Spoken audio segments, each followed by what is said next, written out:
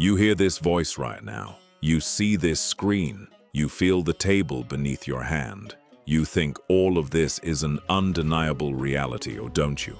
Modern science tells us that 99% of matter is empty space. Quantum physicists debate whether reality even exists without an observer. Yet in the 12th century, during the Golden Age of Andalusia, a mystic sage saw this truth with the eye of the heart, long before it was debated in laboratories. His name was Muhyiddin Ibn Arabi. In the Islamic world, he was called Ash-Shaykh al-Akbar, the greatest master. He didn't claim the universe was a giant illusion. He said something far more radical. The universe is a reflection of a single infinite being in countless mirrors. There is no separation. There is only unity, but if everything is one, who am I? Who are you? And why does this pain, this war, and this separation exist? Today, we dive into the mind of Ibn Arabi to decode the structure of existence. To understand Ibn Arabi, we must first shake the very foundation of what we call existence. According to him, existence is divided into two. First, there is the one whose existence is from itself, the one who needs no other to exist, the real. Ibn Arabi calls this al-Haq. He is the necessary being. Second, there is us, the universe, the galaxies, our thoughts.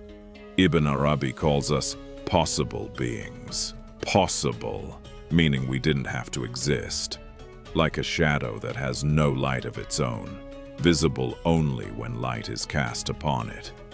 According to the Shaykh, the universe is not a second entity standing beside God, because you cannot place a second thing next to the infinite. If you do, you limit the infinite. So, do we not exist? Here, Ibn Arabi presents his famous paradox. You are not him, but you are not other than him. How is this possible? The answer lies in a cosmic metaphor, the mirror. Ibn Arabi bases the reason for creation on a sacred hadith. I was a hidden treasure, and I loved to be known, so I created the creation. He wanted not just to see, but to be seen and known. Imagine a painter. The painting is not yet on the canvas, but it exists in his mind, in his imagination, down to the finest detail. Ibn Arabi calls this the Ayan al-Sabita, the immutable entities, or fixed archetypes. You, me, the trees, and the stars. Before we were physically created, we existed as essences in God's knowledge, but we had not yet smelled the scent of existence. We were potentials in his mind. Then God wanted these potentials to see him, and he created the universe as a gigantic mirror.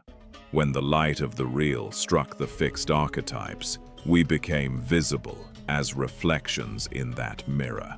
The image in the mirror is real. You see it, but if you try to grab the image, your hand remains empty. This, according to Ibn Arabi, is the life of this world, the dance of truth in forms. Multiplicity exists only in the number of mirrors. The face reflected is one. Perhaps the most striking point of Ibn Arabi's philosophy is his perception of time. We assume the universe was created once, billions of years ago, and has been running on its own ever since. Ibn Arabi would smile at this. To him, creation is not a done deal. Creation is renewed every single moment. He calls this the renewal of likes, tekadudi emsal.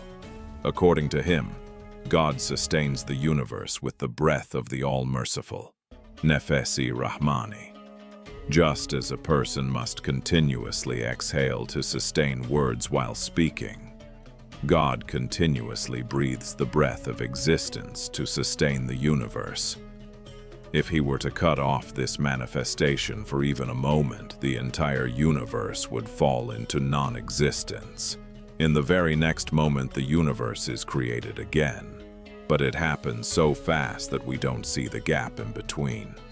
just like a movie reel running at 24 frames per second, creating the illusion of movement. So the you hearing this sentence right now and the you at the start of the sentence are technically not the same being. You are being reborn in every instant. So, what does this deep philosophy mean for our practical lives? Is it just an intellectual game? No. For Ibn Arabi, the unity of being is the pinnacle of ethics. If existence is one, if the person, the animal, or even the nature in front of you is a reflection of the truth in another mirror, who can you be angry with? Who can you hurt? Every harm you inflict on another is actually harm inflicted on yourself. This is why Ibn Arabi wrote those famous lines, transcending all creeds and forms. My heart has become capable of every form. A pasture for gazelles, a convent for Christian monks, a temple for idols, the pilgrim's Kaaba. I follow the religion of love. Whatever way love's camels take, that is my religion and my faith. Don't forget to subscribe.